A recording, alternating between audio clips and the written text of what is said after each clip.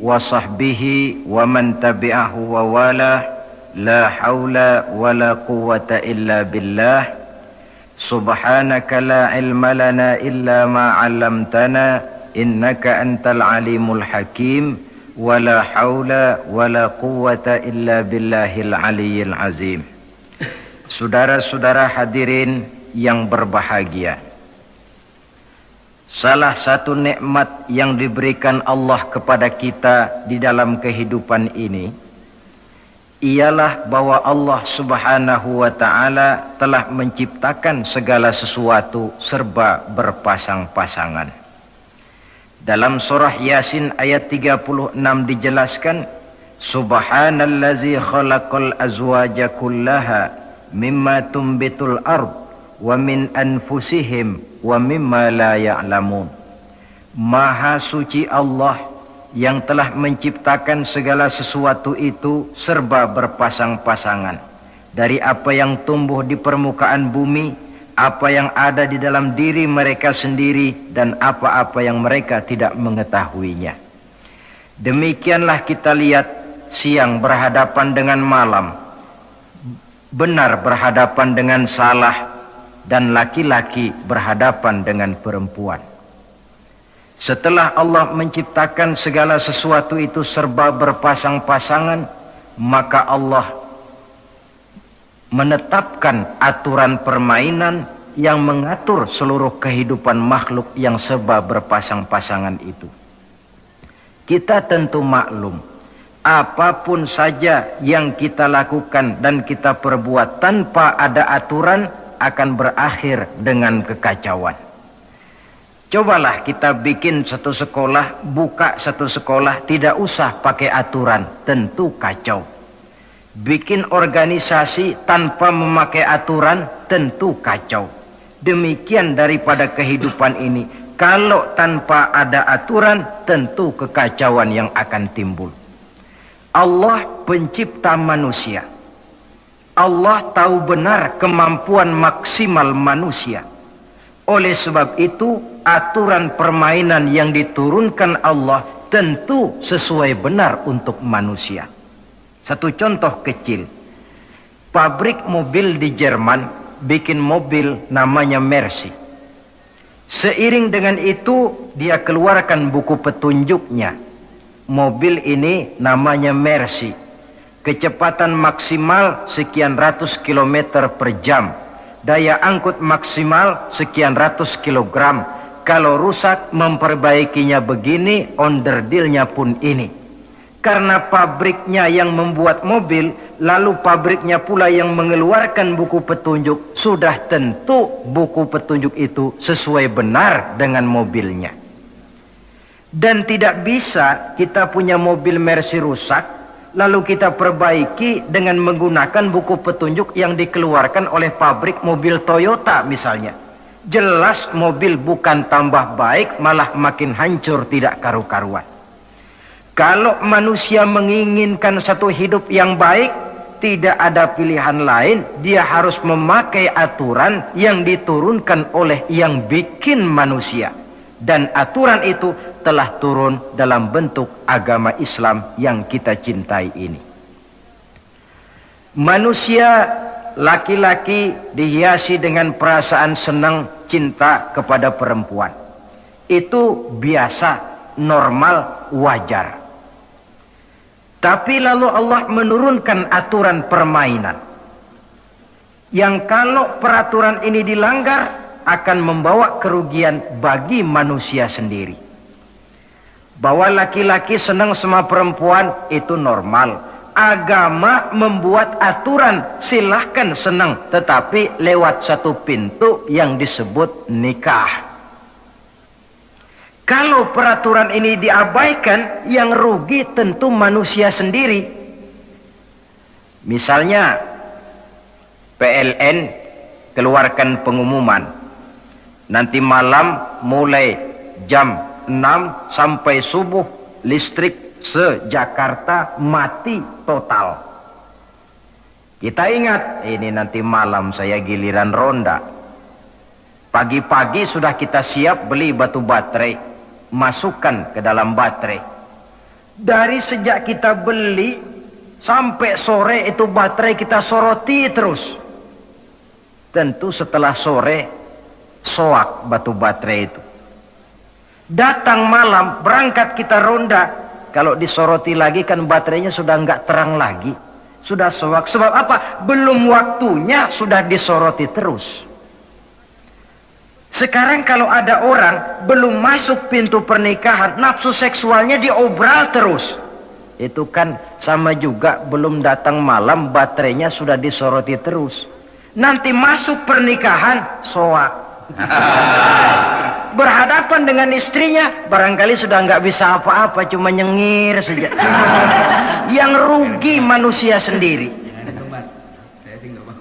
Itulah sebabnya Allah lalu mengatur bahwa laki senang sama perempuan lewat satu pintu yang disebut dengan nikah.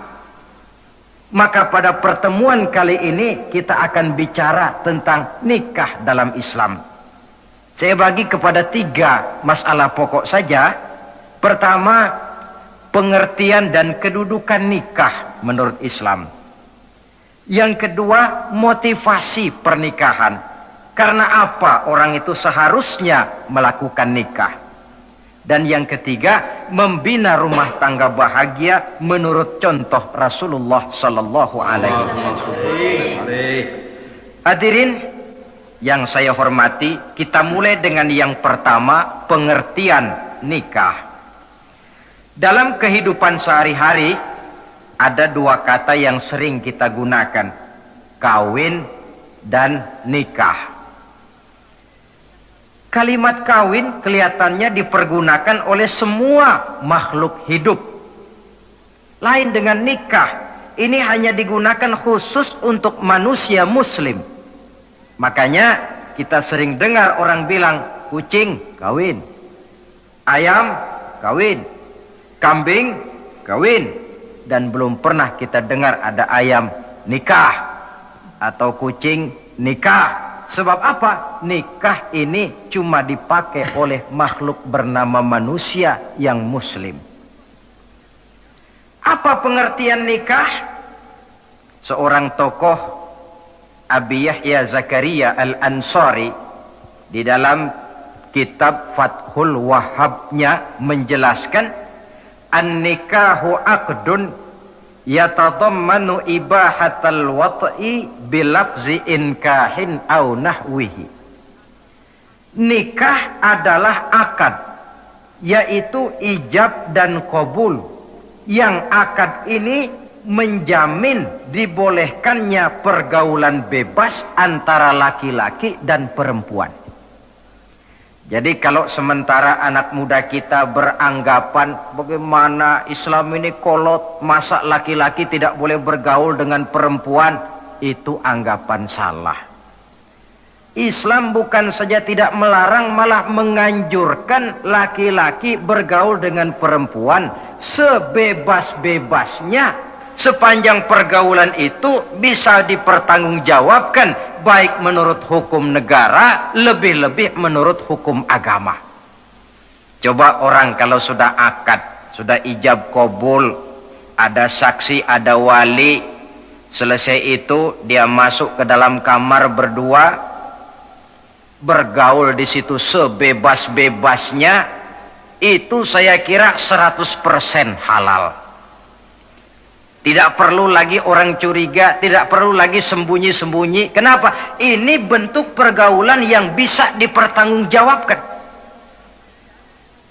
Kalau tidak, dengan dalih new morality, kebudayaan modern, lalu melakukan yang disebut free love, free sex, samen liven, hidup bersama tanpa nikah alias kumpul. Kebo. Dan saya kira itu kebo cuma mewakili saja. Artinya begitulah kalau binatang itu kumpul. Sebab kumpul kucing pun saya kira begitu, kumpul ayam pun begitu. Kebo cuma mewakili binatang dalam kalimat itu. Tengoklah berapa banyak sudah bayi-bayi yang lahir ke dunia ini tanpa tahu kemana dia harus memanggil bapak. Berapa banyak gadis-gadis bergelimpangan jadi korban dari orang-orang yang tidak bertanggung jawab. Itu semua merupakan ironi. Maka menjauhkan manusia dari aturan agama pada hakikatnya sama dengan usaha membinatangkan manusia. Bahkan kalau manusia sudah jauh dari aturan agama, sanggup berbuat lebih buas daripada binatang. Kita tahu yang namanya bajing itu makanannya cuma kelapa. Tapi bajingan itu bukan cuma kelapa, kabel telepon doyan kok bajingannya. Jauh lebih buas daripada yang namanya binatang. Maka agama ini mengatur agar manusia sebagai makhluk yang mulia hidup secara mulia. Jangan manusia kita ini, binatang saja. Kalau saudara ada yang punya kucing di rumah, saudara taruh di depannya, saudara sendiri yang langsung kasih ikan di piring, kasih kucing. Aduh, dia akan makan dengan tenang, nikmat, lahap, tidak nengok kiri, tengok kanan. Kenapa? Dia yakin betul yang dia makan itu sudah resmi, sah. Sebab apa? Tuan rumah yang kasih. Tapi kalau si kucing ngambil sendiri di dapur, mencuri dia, setelah dapat dia bawa lari, makan pun tidak tenang. Kenapa? Mesti nengok kiri, nengok kanan. Rupanya instingnya pun bekerja. Ini bukan hak saya mencuri. Saudara-saudara, tengok orang yang sudah terlibat dalam pergaulan suami istri yang sah. Itu kan gak perlu tengok kanan, tengok kiri. Gak perlu takut-takut. Kenapa? Sudah sah. Tapi kalau yang bukan istrinya, wah itu bu, sudah seperti kucing nyolong ikan, tengok kiri, tengok kanan, tidak pernah mengalami ketenangan. Itu selintas pengertian nikah. Lalu bagaimana kedudukan nikah menurut Islam ini? Ternyata nikah dalam pandangan Islam tidak cuma sekedar untuk memenuhi kebutuhan biologis manusia, tidak cuma sekedar untuk memperkembangbiakkan keturunan, tidak cuma sekedar untuk mendapat ketenangan hidup. Lebih tinggi daripada sekedar itu, nikah dalam pandangan Islam ibadah. Jadi kalau kita ditanya, Pak, ibadah apa yang paling enak dalam Islam? Jawabannya jelas, nikah. Begitu enaknya ibadah yang namanya nikah ini, sampai yang sudah pernah pun pengen ulangan. Ibadah. Tetapi tentu ada konsekuensi. Oleh karena nikah ibadah, dan semua ibadah dalam Islam tidak boleh dikerjakan setengah hati atau main-main. Sholat ibadah, tidak boleh main-main atau setengah hati atau coba-coba. Puasa ibadah, tidak boleh main-main, setengah hati atau coba-coba. Dan oleh karena nikah pun ibadah, punya nilai sakral, juga tidak boleh main-main, setengah hati atau coba-coba. Dus nikah eksperimen tidak dikenal dalam Islam. Mas, saya dengar sampean sudah nikah ya? Iya mas, saya cuma nyoba saja kok ini kok. Kalau enak terus, enggak ya bubar. Ini tidak ada nikah eksperimen, sebab dia punya nilai sakral yang bermotifkan ibadah. Itu pengertian dan kedudukan nikah. Lalu apa motivasi suatu pernikahan? Karena apa seharusnya orang nikah itu? Apa landasannya? Saudara, hadis yang diriwayatkan oleh Imam Bukhari, Muslim, Abu Dawud dan Ibnu Majah dari Abi Hurairah menjelaskan, Nabi bersabda, tunkahul mar'atu li arba'in. Nikahilah perempuan karena 4 perkara. Kalau dia perempuan tentu nikahilah laki-laki karena 4 perkara. Memilih jodoh, nah inilah lengkapnya konsepsi Islam. Milih jodoh saja Islam itu memberikan petunjuk kok. Karena apa orang memilih jodoh itu? Kata Rasul yang karena 4 faktor. Pertama, 5 liha. Karena dia orang kaya. cari yang kaya. Yang kedua lihasabiha, karena dia keturunan orang baik-baik, cari keturunan orang baik-baik. Yang ketiga lijamaliha, karena dia cantik, cari yang cantik. Dan yang keempat lidiniha, karena dia orang taat beragama, cari orang yang taat beragama. Kalau berkumpul keempat-empatnya, rasanya surga dunia sudah. Coba lihat, suami mana sih yang tidak bangga punya istri cantik, kaya, keturunan orang baik-baik, lalu taat beragama? Atau istri mana sih yang tidak bangga punya suami ganteng, kaya, keturunan orang baik-baik, dan taat pula beragama? Tapi kan terus terang, yang kumpul keempat-empatnya kan boleh dibilang jenis makhluk langka ini. Sulit. Kadang-kadang cantik, kaya, akhlaknya kayak setan. Ada saja kurangnya. Oleh karena ada saja kurangnya, lalu Nabi memberikan stressing, penekanan. Fazfar bidzatid din taribat yadak. Pilih orang yang taat melaksanakan agama, niscaya hidupmu akan berkah. Jadi motivasi suatu pernikahan hendaknya agama. Apa rahasianya? Mari kita lihat. Kalau orang memilih pasangan karena rupa yang cantik semata-mata, silahkan, tapi jangan jadi motivasi utama. Kalau rupa yang cantik jadi alasan utama, saya yakin rumah tangga tidak akan tahan lama. Sebab apa? Pertama, yang namanya cantik itu relatif. Artinya bergantung siapa yang memandang. Yang menurut saudara cantik, menurut saya belum tentu cantik. Yang kata saya cantik, menurut saudara barangkali itu yang jelek. Relatif. Saya kalau ditanya orang, Ustadz, siapa perempuan paling cantik di dunia ini? Tentu saja saya jawab, istri saya. Apa saudara lalu protes? Salah Ustadz, yang cantik istri saya, bukan istri Ustadz. Saya bilang, masa bodoh saya nggak ngurusi istri sampean. Betul. Cantik itu relatif. Sehingga di kalangan para ahli cinta, ahli cinta, sampai sekarang masih jadi perdebatan. Sebenarnya cantik yang bikin orang jatuh cinta, apa cinta yang membuat orang jadi kelihatan cantik? Dua-duanya bisa terjadi. Mungkin karena cantik orang jatuh cinta, dan bisa juga karena sudah kadung cinta orang kelihatannya jadi cantik. Tapi yang jelas cantik relatif. Yang relatif tidak bisa dijadikan sandaran utama.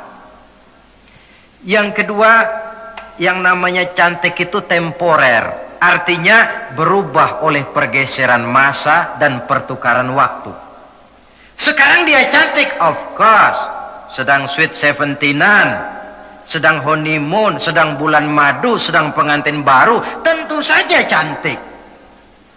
Punya dia anak satu, kecantikan mulai menurun. Punya dia anak dua, kulit mulai keriput. Punya dia anak tiga, apalagi tak pandai bersolek, sudahlah onderdil mulai pada copot. Kalau rumah tangga didasarkan kepada rupa yang cantik saja, selesailah rumah tangga sampai di situ. Yang ketiga, di atas langit, rupanya masih ada langit lagi. Di atas yang kita anggap cantik, rupanya masih ada yang lebih cantik. Kalau cantik yang kita kejar, kita akan jadi petualang yang pindah dari perempuan satu ke perempuan yang lain. Cinta bajak laut namanya. Di mana kapal berlabuh, di sana cinta mendarat. Saudara hadirin yang saya hormati, padahal sate dengan singkong itu kan bedanya cuma di tenggorokan. Kalau sudah masuk ke dalam perut, kenyangnya barangkali sama. Malah barangkali besok pagi kalau keluar lebih bau, lebih tidak enak baunya sate itu daripada singkong. Makanya orang kalau sudah nikah oleh Nabi dipesan, apabila kamu di jalan melihat perempuan yang membuat kamu kagum, cepat-cepatlah pulang ke rumah. Sebab apa? Sebab yang perempuan cantik di jalan kau lihat itu punya, istrimu juga di rumah punya. Gak percaya cobalah pulang, akurin, sama itu. Silahkan cari yang cantik, tapi jangan dijadikan motivasi utama. Yang kedua, kalau perkawinan, pernikahan cuma karena harta, silahkan cari yang kaya. Tapi kan harta itu, kata Imamul Ghazali, al-mal zillun zail. Harta bagaikan bayangan. Sore di sebelah barat, tengah hari di tengah, sore pindah ke sebelah timur. Hari ini dia kaya, besok dia bangkrut. Roda itu berputar. Kalau harta dijadikan pilihan utama, boleh jadi dalam hidup berumah tangga ada pepatah, ada uang abang disayang, tidak ada uang abang melayang. Artinya pun rumah tangga tidak akan tahan lama. Yang ketiga, kalau karena keturunan, persilahkan cari keturunan yang baik-baik. Namun toh pada akhirnya orang diajarkan bahwa kita ini mau besar atau tidak, bukan dengan jalan menyempeng kepada kebesaran orang lain, tetapi ditentukan oleh kepribadian kita sendiri. Sekarang kalau karena agama, Nabi berikan penekanan fazfar bidzatid din taribat yadak. Pilih orang yang taat beragama, niscaya hidupmu akan beruntung. Apa rahasianya? Tidak lain rumah tangga Rasulullah sallallahu alaihi wasallam. Yang ini artinya kita sudah masuk kepada bagian ketiga, bagaimana membina rumah tangga bahagia menurut contoh baginda Nabi. Saudara, bagaimana sih rumah tangga Rasul itu? Kelihatan dari dua ucapannya. Pendek, singkat, tapi punya pengertian filosofis yang mendalam. Dua kalimat saja beliau bilang tentang rumah tangganya, yaitu baiti jannati. Rumah tanggaku laksana sorga bagiku. Bayangkan, kalau seorang suami sudah mampu berkata macam begitu, bahagia hidupnya. Ini barangkali tantangan buat kita semua. Mampukah kita di rumah tangga berkata semacam perkataan beliau tadi? Baiti jannati, rumah tanggaku laksana sorga bagiku. Padahal dari sejarah kita baca, Rasul itu rumahnya kecil. Tidurnya di atas pelepah daun korma. Sampai berbekas di pipinya. Sarapan paginya seteguk zam-zam, sepotong roti, kadang-kadang 3 butir korma.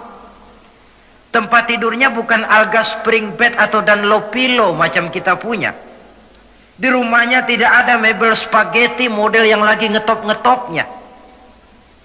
Entoh di tengah rumah macam itu, beliau sanggup berkata, baiti jannati. Kenapa kita yang hidup di zaman di mana fasilitas mestinya lebih menunjang, kok malah banyak yang berkata sebaliknya? Baiti nari, rumah tanggaku laksana neraka bagiku. Padahal dilihat dari segi materi, rumahnya bertingkat, mobilnya serba berkilat, uangnya banyak berlipat-lipat, istri pun cantik memikat, kadangkala boleh jadi jumlahnya 4. Tapi tiap hari kiamat. Kenapa ini? Marilah kita lihat. Ternyata rumah tangga Rasul itu motivasinya tidak lain agama. Agama menuntun suami dan istri masing-masing untuk tahu kewajiban dan tahu haknya. Kalau kewajiban sudah dilaksanakan, lalu hak diberikan, akan timbul pengertian, understanding. Kalau sudah ada saling pengertian, akan timbul ketenangan, feeling of security.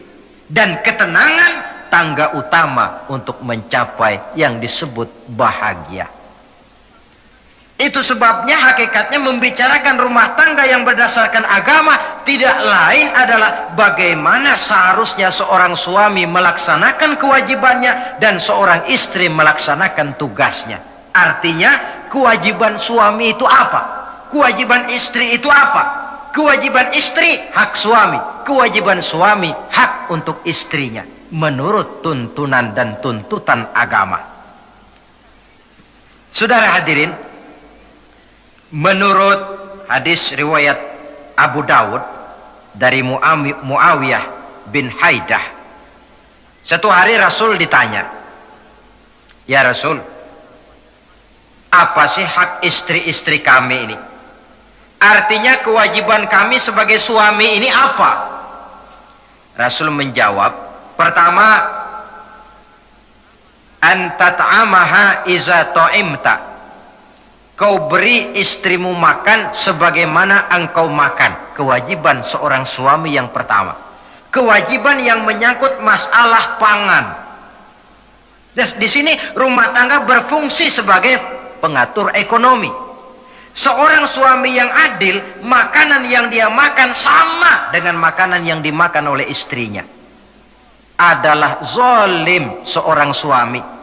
Kalau punya duit dia mampir di restoran, dia makan yang enak-enak, opor ayam, rendang telur, gulai, kare dan sebagainya. Istrinya di rumah cuma toge sama kangkung tiap hari. Istri berhak nuntut karena itu hak dia. Nah, saudara hadirin, tetapi seorang istri pun kalau sudah diberikan nafkah oleh suaminya untuk mengatur makanan, dia harus pandai mengaturnya dengan sebaik-baiknya. Menu yang teratur, gizi yang lengkap, dan saya kira yang namanya 4 sehat 5 sempurna itu kan tidak berarti bahwa hidup ini harus serba mewah, tidak. Yang penting ada variasi sehingga tidak merangsang suami untuk makan di luar.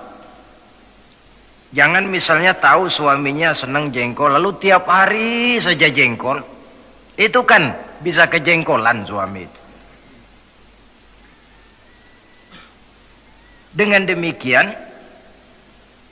masalah yang kelihatannya sepele tetapi yang sebenarnya bisa menjaga keharmonisan atau malah keretakan rumah tangga harus kita perhatikan dengan sebaik-baiknya.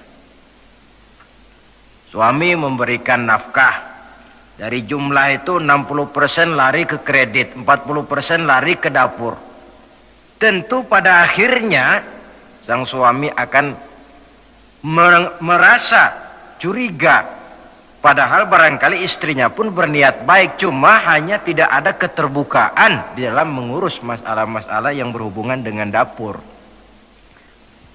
Inilah kewajiban yang pertama dari seorang suami, kewajiban yang menyangkut masalah pangan. Lalu yang kedua, wa taksuwaha izaktasaita. Engkau beri istrimu pakaian sebagaimana engkau berpakaian. Suami yang adil, pakaian yang dia pakai sama harganya dengan yang dibelikan untuk istrinya. Kecuali tentu kalau istrinya ridho. Zalim seorang suami, jikalau untuk dia misalnya dia beli pakaian yang mahal-mahal, jasnya dia pakai Switzerland wool, sarungnya Samarinda. Kalau dia pakai sepatu, belilah sepatunya. Sementara istrinya cuma pakai kain belacu saja. Kenapa mesti begitu? Sebab, saudara hadirin, istri kita sebenarnya adalah bagian daripada hidup kita. Baik dia dilihat orang, baik juga kita disebut orang. Jelek dia dipandang orang, tentu jelek juga nama kita disebut orang. Apalagi hidup bermasyarakat, kadang-kadang mulut usil itu kan sudah banyak macam ragamnya. Nah, itu siapa sih perempuan yang jalan? Kenapa? Itu pakaian yang tidak dipakai sih tidak mahal, cuma pakaiannya serasi, pantas, enak dilihat. Oh, terang saja dia kan istrinya si Meun. Nah, Meun yang sedang tidur barangkali tidak tahu apa-apa mendapat sebutan baik. Cobalah kalau istri kita semaunya saja, orang akan bilang, ah itu perempuan, kenapa? Saya gerah ngelihatnya. Ke pasar cuma pakai kutang saja. Tentu suami pun akan mendapat sebutan yang tidak baik. Cuma sang istri kalau sudah dibelikan pakaian oleh suami, termasuk alat-alat kecantikan di dalamnya, pakaian itu tentu dipakai niat pertama adalah untuk menyenangkan hati suami. Seorang istri yang memakai bedak untuk menyenangkan suami, misalnya tiap polesan bedak ada pahalanya. Dia pakai lipstik untuk menyenangkan hati suaminya, tiap goresan lipstik ada pahalanya, bernilai ibadah. Ini kewajiban yang kedua. Yang ketiga, wala tadribil wajha. Kalau marah, jangan memukul muka. Maksudnya apa ini? Kewajiban memberikan perlindungan. Sehingga si istri merasa ada tempat dia mengadu, ada tempat dia melarikan persoalan, ada tempat dia bergantung. Kalau marah jangan memukul muka. Dan memukul itu pun upaya terakhir. Kalau tidak bisa dengan kata yang lemah lembut, agak sedikit keras katanya. Kalau dengan kata yang keras tidak juga bisa, pisah tempat tidur. Kalau memang tidak bisa juga dengan pukulan yang tujuannya bukan untuk menyakiti, tetapi untuk mendidik. Allah tadribal wajha. Kalau marah jangan memukul muka. Dan memukul pun bukan jalan pertama, tapi upaya terakhir dengan tujuan bukan untuk menyakiti, tapi untuk mendidik sang istri. Kewajiban untuk memberikan perlindungan.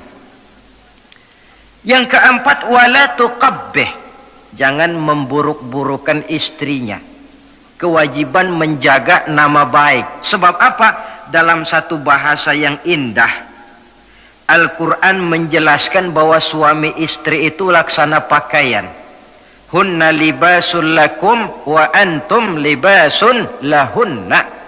Istri pakaian untuk suami, suami pakaian untuk istri. Lihatlah alangkah indah gaya bahasa Al-Quran ini. Diibaratkannya suami istri seperti pakaian. Apa fungsi pakaian? Pertama, pakaian itu kan jadi kebanggaan. Saya bangga memakai baju seperti ini. Saudara bangga memakai baju yang saudara pakai. Artinya seorang suami harus berusaha menjadi suami kebanggaan istri. Dan seorang istri pun harus berusaha menjadi istri yang dibanggakan oleh suaminya.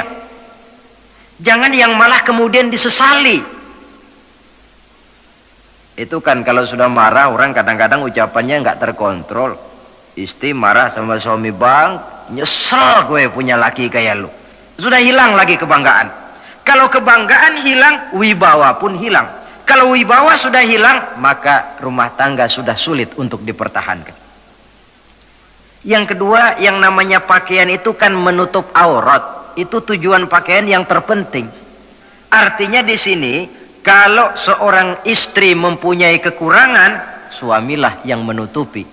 Kalau seorang suami mempunyai kekurangan, istri juga harus berusaha menutupi. Jangan kekurangan suami diceritakan di pasar umum. Atau kekurangan istri dibuka di mana-mana. Itu namanya suami istri tidak berfungsi sebagai pakaian, malah justru saling membuka aurat masing-masing. Iyalah kadang-kadang penyakit ini. Kadang-kadang yang namanya perempuan dari rumah itu berangkat ngaji katanya. Sampai di pengajian apa? Suaminya diakur-akurin. Bayu bagaimana suami? Wah, suami saya payah. Nah, dipayahkannya suaminya di mana-mana. Atau aib dan kekurangan istri diceritakan di mana-mana. Orang bertanya, gimana mas istrinya? Wah, gak maju. Loh, kenapa istrimu kan cantik? Iya, soal cantik sih iya, tapi tidurnya kok ngiler ini. Ini kan nggak perlu yang macam begini ini. Tidak bisa menjaga apa yang disebut security informasi. Jadi, fungsi pakaian sebagai suami istri tidak berjalan di dalamnya. Saling menjaga kehormatan diri. Ini yang keempat. Yang kelima, wala tahjur illa fil bait. Jangan berpisah dari istri kecuali di rumah. Maksudnya begini, kalau satu hari seorang istri suami marah kepada istrinya, tidak usah istri itu disuruh pulang ke rumah orang tuanya, ke rumah mertua lalu diusir. Tidak. Cukup pisah tempat tidur saja. Ini maknanya wala tahjur illa fil baiti. Umpamanya, dek, malam ini saya sedang tidak enak pikiran, kau tidur di kamar belakang lah, saya kamar depan. Cukup pisah tempat tidur saja, tidak perlu istri dipulangkan ke rumah orang tuanya. Nanti umpamanya tengah malam turun hujan, udara dingin, pikiran berubah, berasa perlu, kan tinggal manggil. Tidak jauh, secara psikologis ajaran semacam ini bisa kita terima. Saudara hadirin yang saya hormati, ini pada prinsipnya kewajiban seorang suami. Kewajiban yang menyangkut masalah pangan, sandang, perlindungan, memelihara kehormatan, dan menjaga ketenangan di rumah tangga dengan menyelesaikan persoalan di rumah tangga itu secara intern. Jangan belum apa-apa sudah mertua diundang, orang tua dibon. Persoalan belum tentu selesai, tapi masalah sudah meluas. Cobalah kita selesaikan intern dulu. Kalau kemudian ternyata dianggap perlu mengundang orang tua, mertua, keluarga, baru kita upayakan ke arah itu. Ini kewajiban suami dan ini merupakan hak istri. Lalu bagaimana kewajiban istri sekarang ini? Istri kewajibannya merupakan hak untuk suami. Saudara, dari hadis yang diriwayatkan Imam Ibnu Majah dari Ali bin Yazid dari Abi Umamah, Nabi bersabda, "Mastafadal mu'minu ba'da taqwallahi azza wa jalla khairan lahu min zaujatin salihah." Bagi seorang mukmin, sesudah dia mempunyai sifat takwa kepada Allah, tidak ada yang lebih membawa manfaat selain daripada istri yang solehah.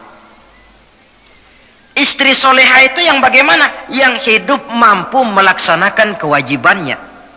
Apa kewajibannya? Kata Nabi, pertama, in amaroha atau athu. Kalau diperintah, dia taat. Kewajiban istri yang pertama, taat kepada suaminya. Begitu besar kewajiban taat kepada suami, sampai-sampai Nabi pernah menyatakan, "Lau kuntu amiran ahadan ayyasjuda li ahadin la amartul mar'ata an tasjuda li zawjiha." Kalau saja boleh, kata Nabi, aku memerintahkan manusia sujud kepada sesama manusia, tentu aku perintahkan istri untuk sujud kepada suaminya. Untung saja sujud kepada manusia tidak boleh. Kalau boleh, istri itu disuruh sujud kepada suami. Tentu karena besar hak suami atas dirinya. Yang kedua, ibadah sunnah tidak mendapat izin suami juga bukan saja tidak berpahala, malah berdosa. Umpamanya, pengantin baru, si istri kebetulan santri, malam minggu pesta, besoknya hari Senin. Si istri sudah kadang biasa hidup sebagai santri, hari Senin puasa sunnah. Dia bilang sama suaminya, "Bang, besok saya mau puasa sunnah nih, hari Senin." Kata suaminya, "Kalau kau puasa juga kau kejam. Lalu kau puasa, aku disuruh ngapain ini?" Tidak diizinkan oleh suami, dia puasa juga. Bukan saja tidak mendapat pahala, malah berdosa. Sampai amalan yang sunnah pun tidak diizinkan oleh suami, berdosa. Apalagi amalan yang mubah, apalagi amalan yang tidak ada dasar hukumnya, perintahnya. Sepanjang perintah suami tidak untuk maksiat kepada Allah, istri wajib untuk taat. Dalam hadis lain kita temukan Nabi bersabda, "Idza da'a ar-rajulu imra'atahu ila firashihi." Kalau seorang suami memanggil istrinya ke tempat tidur. Ini bahasa kinayah. Manggil ke tempat tidur kan tentu enggak perlu penjelasan. Masa mau nyambal di tempat tidur kan enggak. Fa'abat. Si istri tidak mau. Lantaran istri tidak mau, suami jengkel, fabata ghadbana alaiha. Sampai dalam jengkelnya tidur. La'anat hal malaikatu hatta tusbiha. Istri macam itu dilaknat, dikutuk oleh malaikat sampai datang waktu pagi. Kewajiban untuk taat. Namun sebaliknya, seorang suami pun jangan mentang-mentang istri wajib taat lalu overacting. Segalanya main tunjuk, segalanya main komando, segalanya main perintah. Sebab contoh yang diberikan oleh Rasul tidak begitu. Rasul kita baca dalam sejarah, menjahit bajunya sendiri, memperbaiki kasutnya sendiri. Artinya yang bisa ia dikerjakan tanpa harus menggantungkan semuanya kepada sang istri. Kewajiban untuk taat. Nah, penutup tentang taat ini ada sebuah hadis pula, di mana baginda Nabi bersabda, ayyuma mra'atin matat wa zawjuha anha radin dakhalatil jannah. Kalau seorang perempuan meninggal dunia, suaminya ridho kepadanya, maka perempuan itu akan masuk surga. Artinya, kalau seorang istri meninggal, ya dia tukang ngaji, ya tukang sholat, ya suka puasa, ya gemar sodakoh, tapi meninggal suaminya tidak ridho, pintu surga belum dibukakan sampai suaminya ridho kepadanya. Ini menggambarkan tentang besarnya kewajiban taat seorang istri kepada suaminya. Ini kewajiban pertama. Lalu kewajiban yang kedua, kata Nabi, wa in nazara ilaiha sarrathu. Kalau dipandang oleh suaminya, dia pandai menggembirakan, menyenangkan hati suaminya. Menjadi istri yang pandai menyenangkan hati suami. Siapa contohnya? Kita lihat misalnya istri Nabi, diantaranya Sayyidatuna Khadijah radhiyallahu anha. Ketika Nabi pertama kali menerima wahyu berhadapan dengan malaikat Jibril, beliau kembali ke rumah dengan tubuh gemetar. Setibanya di rumah beliau berkata, "Zammiluni ya Khadijah." Khadijah, selimuti saya. Kenapa bang? Barusan datang malaikat Jibril, dia katakan begini-begini, saya khawatir Khadijah. Khadijah tahu suaminya sedang gelisah. Sebagai istri yang bijak beliau tampil, apa katanya? Kalla ma yukhzikallahu abada. Tidak apa-apa bang, jangan khawatir, Allah tidak akan menyusahkan abang buat selamanya. Ini istri yang pandai menyenangkan hati suami. Suami pulang dagang dari pasar, rugi. Istri tampil, itulah bang romantikanya dagang. Masa selamanya saja untung sekali-sekali lah, rugi. Si suami kan tidak terlalu pusing kepalanya. Jangan sudah di pasar rugi, sampai rumah istri pidato, peletar-peletor macam petasan. Dasar suami goblok, dagang saja rugi. Sudahlah di pasar rugi, sampai ke rumah digoblok-goblokin. Itu nanti suami kan bisa kena penyakit yang disebut broken home. Penyakit nggak betah di rumah. Seorang istri kalau suami sudah kena penyakit tidak betah di rumah, itu mesti siap-siap mental untuk dimadu.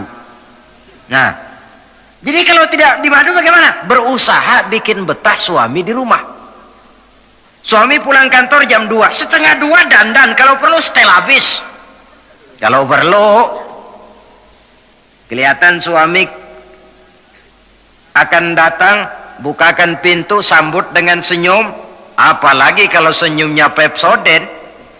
Saya kira suami bagaimanapun lelahnya, peras keringat, banting tulang, pulang mencari nafkah, kalau kembali di rumah disambut dengan senyum, hilang capeknya. Tapi bayangkan, sudahlah di kantor capek, peras keringat, banting tulang, sampai pula di rumah yang nyambut cuka sama kukusan. Sudah asem, monyong. Suami mana yang kerasan tinggal di rumah? Menjadi istri yang pandai menggembirakan, menyenangkan hati suaminya. Bahkan diizinkan bohong untuk menyenangkan hati suami. Umpamanya, suami kebetulan habis obyeknya gol. Karena ingin menyenangkan istri, mampir di pasar beli kain batik. Si suami tidak tahu bagaimana kain batik yang bagus, beli saja sembarangan. Sudah kainnya kasar, warnanya norak, harganya yang mestinya murah jadi mahal. Dibawa pakaian itu pulang. Istri lihat dan tahu kalau ini batik jelek, norak, kasar, harganya pun murah. Tapi dia ingin menyenangkan hati suaminya. Suaminya tanya, bagaimana dek kain batik ini? Waduh bang, bagus betul kain ini. Pinter benar abang milih warna ini. Emang yang kayak begini ini bang, coba lihat tetangga kita mana ada yang pakai kain kayak begini. Ya memang gak ada, jelek. Suami senang tentu. Lalu kain itu oleh istrinya, ngaji dipakai, keundangan dipakai, tidur dipakai, masak dipakai, nyuci pun dipakai. Suami makin bangga, wah kain yang saya beliin dipakai terus ini. Lain pula istrinya, dalam hati dia berpikir, biarin deh gue pakai terus biar cepat hancur, nggak ada urusan. Coba kalau waktu itu si istri jujur, dasar laki goblok, beli kain kayak begini, sono pulangin. Nah, mungkin suami yang sudah payah-payah mau menyenangkan hati istrinya malah berbalik pikirannya. Saudara hadirin, ini kelihatannya penting untuk menjaga suasana keharmonisan di dalam kehidupan berumah tangga. Begitu pula pengertian seorang suami. Rasul pernah pulang dari masjid agak larut malam, rupanya banyak orang bertanya. Ketuk pintu, assalamualaikum, sampai 3 kali tidak dibukakan pintu. Rupanya Aisyah lelap benar tidurnya. Rasul sadar beliau pulang kemalaman dan tahu istrinya capek bekerja di waktu siang. Asyraful anbiya wal mursalin ini menghormati istrinya. Salam 3 kali tak dibukakan pintu, bukan marah, malah gelar sorban di depan pintu. Di situ beliau tidur. Tengah malam Aisyah mau sholat, buka pintu, terkejut lihat suaminya tidur di depan pintu.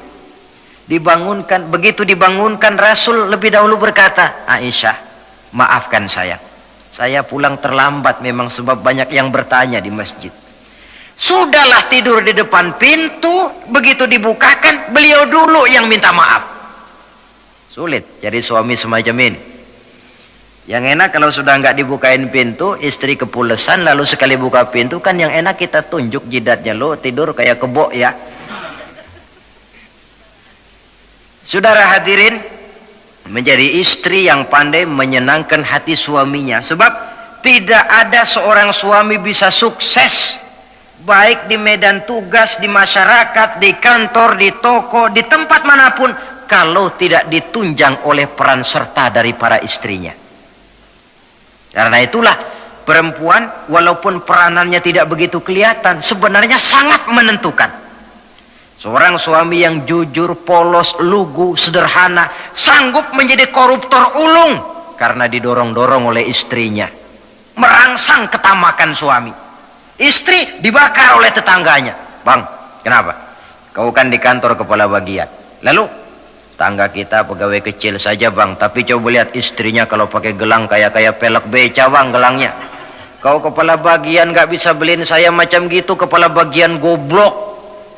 Lalu bagaimana bu, gaji saya kan sudah jelas segitu. Iya, kamu kan kepala bagian, apaan kayak di kantor sabet. Kalau sudah main sabut-sabutan begini, sudah merangsang suami untuk berbuat yang tidak baik. Kecil, tidak begitu kelihatan, tapi sangat menentukan. Istri yang soleh, yang bisa melaksanakan kewajibannya, yaitu pandai menyenangkan hati suaminya. Ini kewajiban istri yang kedua. Yang ketiga, wa in aqsama alaihi abarrathu. Kalau suami memberikan sesuatu, dia pandai berbakti, menjadi istri yang pandai bersyukur kepada suami. Kita ingat ketika pulang Mi'raj kan Rasul bercerita, saya dalam perjalanan itu diperlihatkan neraka, kata Rasul. Saya lihat kok isinya kok lebih banyak perempuan daripada laki-laki. Nah, sahabat heran, ya Rasul, lebih banyak perempuan? Iya. Apa mereka tidak sholat? Sholat. Apa mereka tidak pernah hadir di majelis taklim? Oh, rajinan dia sama suaminya. Ada apa? Tidak pernah baca Quran? Rajin. Lalu kenapa kok isinya kebagian besar perempuan? Rasul menjawab, hunna yakfurnal asir. Mereka umumnya tidak pandai bersyukur kepada suaminya. Hujan panas setahun dibalas dengan hujan sehari. Kalau suaminya sedikit salah, sudah kehilangan pertimbangan, tertutup seluruh kebaikannya, yang kelihatan cuma salahnya saja. Maka sebaiknya di dalam hidup berumah tangga, baik suami maupun istri itu masing-masing sedia timbangan. Kalau satu saat suami salah, istri ambil timbangan. Timbang, suami saya salahnya ini, jasanya ini. Bertahun-tahun dia hidup